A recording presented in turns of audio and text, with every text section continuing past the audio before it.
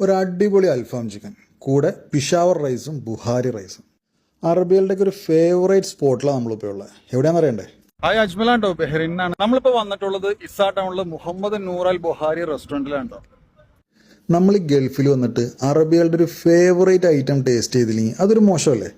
അതുകൊണ്ട് തന്നെ ഞങ്ങളൊരു ഗ്യാങ് ആയിട്ട് ഇങ്ങോട്ട് പോകുന്നുട്ടോ മുഹമ്മദ് നൂർ അൽ ബുഹാരി ഇസാ ടൗണിൽ.